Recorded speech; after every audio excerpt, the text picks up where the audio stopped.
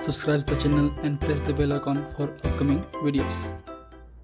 Hello friends, welcome to my channel Pharmacology Concepts by Rajesh Chaudhary, and in this video I will discuss about the basic pathology of the hepatitis. तो आज की video में हम बात करेंगे hepatitis के basic pathology के बारे में.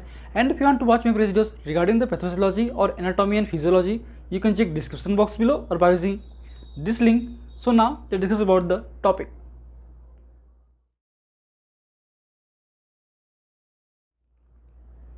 सो हेपेटाइटिस, तो बात करें हेपेटाइटिस वर्ड की, डिकोड करें तो एक तरीके से आपके हेपेटो मतलब एक तरीके से होता है लीवर सेल्स, और जो आइटिस है उसका मतलब होता है इन्फ्लामेशन. आइटिस एक तरीके से आपका सफिक्स है जो आपके बहुत सारे टर्म्स में यूज़ होते हैं, जैसे कि बात करें गेस्टाइटिस, ठीक है, ब्रोंकाइटिस, हेपेटाइटिस. तो आइटिस का मतलब होता है इन्फ्लामेशन, ठीक है. अब बात करें हम हेपेटो, गेस्ट्रो, ब्रोंकियो, तो ये एक तरीके से किसी ऑर्गन को डिनोट करते हैं. जैसे कि बात करें हम लोग हेपेटो की, मतलब होता है लीवर सेल्स. गेस्ट्रो मतलब होता है एक तरीके से आपका जीआईटी पार्ट. आपका जो ब्रोंकियो मतलब होता है आपका ब्रोंकस या लंग्स. तो उन वर्ड से लेकर जो है आपको बनता है वर्ड. तो ये आपका हेपेटाइटिस मीन्स आपका inflammation of the liver cells. Simple समझें कि आपके किसी भी कारण से या किसी भी चीज़ों में आपका जो लीवर है, लीवर के सेल्स में जो है बेसिकली आपके इन्फ्लामेशन देखने को मिलेगा, वो है आपका हेपेटाइटिस. और ये जितने भी डिसीज़ हैं, बात करें हेपेटाइटिस की तो बहुत सारे होते हैं, hepatitis A, B, C, D, E, है ना. तो ये सारे जो डिसीज़ है कहीं ना कहीं आपके वायरल इन्फेक्शन के थ्रू होता है. तो अल्टीमेटली ये एक तरीके से वायरल इन्फेक्टिव डिसीज़ है. सो बात करें टाइप्स की, so based on the virus infection we can classified into various categories like hepatitis A, hepatitis B, hepatitis C, hepatitis D, hepatitis E, hepatitis X and hepatitis G. तो ये इतने 7 type से हम describe कर सकते हैं based on the viral infection, ठीक है. बात करें हम फर्स्ट की, वो है आपका hepatitis A. So it is infected by the hepatitis A virus. तो इसको शॉर्ट में हम लिखते हैं HAV. H मतलब हेपेटाइटिस, V मतलब वायरस.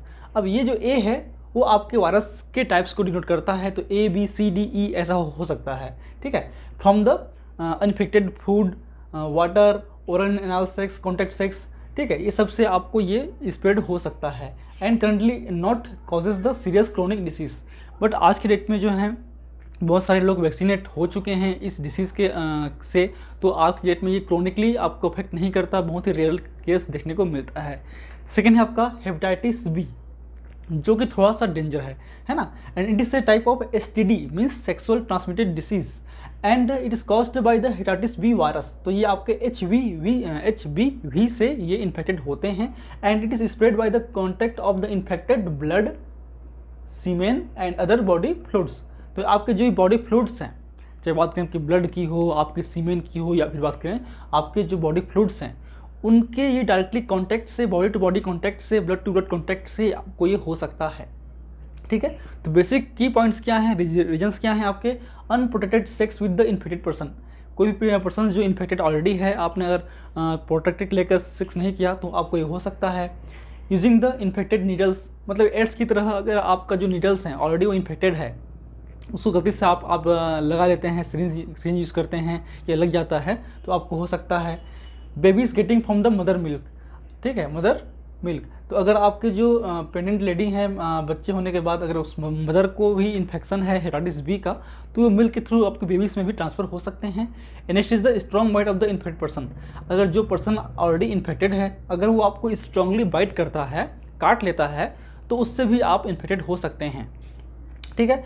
तो इस कंडीशन में जो बेसिकली आपको जो हेपेटाइटिस बी है वो आपकी क्रोनिकली लीवर को स्वेल करता है, लीवर को डैमेज करता है, और आपके रिस्क जो है लीवर कैंसर का वो बहुत ज़्यादा बढ़ जाता है. It is a highly risk for the liver cancer. Hepatitis B is the most highly risk for the liver cancer. ये भी क्वेश्चन आपके आ सकते हैं एग्जाम में, ठीक है. सेकेंड आपका, थर्ड है आपका हेपेटाइटिस सी, ठीक है, कास्ड बाय द HCV. तो ये आपके HCV से थ्रू होता है and spread from the direct contact of the blood having low risk of the liver cancer. ये भी ब्लड से ही ट्रांसफ्यूज होते हैं, लेकिन इनमें जो रिस्क है कैंसर का वो बहुत कम होता है. लेकिन हेपेटाइटिस सी प्लस सिरोसिस, अगर आपको लीवर सिरोसिस है, उस कंडीशन में जो है आपके कैंसर होने के चांसेस बढ़ जाते हैं.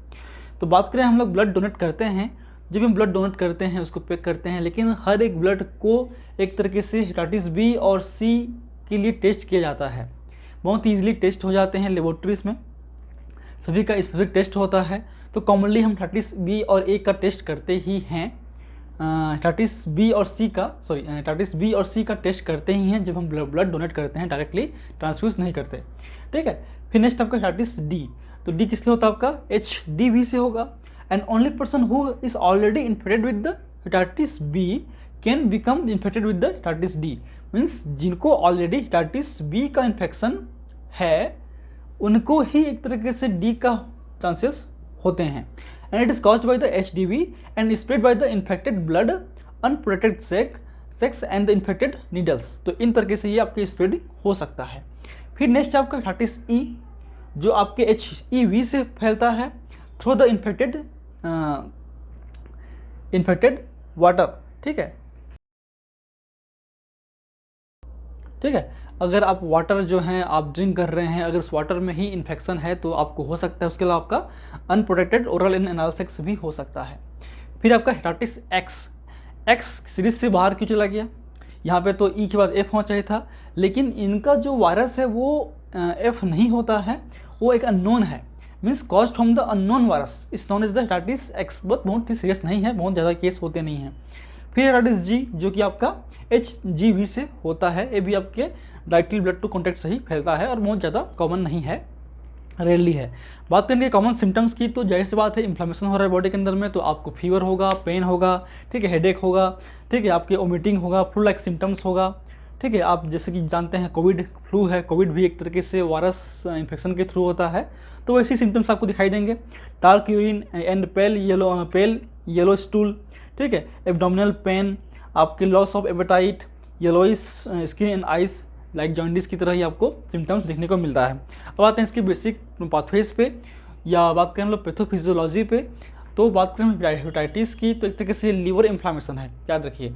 तो जो भी रिस्क फैक्टर हैं, वायरस तो एक तरीके से कास्केटिव एजेंट्स हैं, पैथोजेंस हैं ही, लेकिन इन वायरस के अटैक को भी आपके दूसरे फैक्टर्स जो हैं इन्हेंस कर सकते हैं। जैसे कि बात करें एल्कोहल, स्मोकिंग, टॉक्सिन्स, वायरसेस या अदर पैथोजेंस, इनके प्रेजेंस में इनका जो अटैक है वो बढ़ जाता है। उससे अल्टीमेटली क्या होगा, आपका इम्यून रिस्पॉन्स एक्टिवेट होगा, क्योंकि जाहिर सी बात है वो पैथोजेंस हैं, एंटीजेनिक प्रॉपर्टी होगी, तो आपका जो इम्यून सेल्स हैं वो एक्टिवेट होंगे ताकि वो एंटीबॉडीज़ बना सके और इन जो टॉक्सिन्स हैं, इन जो आपके वायरस पैथोजेंस हैं उनके अगेंस्ट में काम कर सके, उनको डिस्कार्ड कर सके।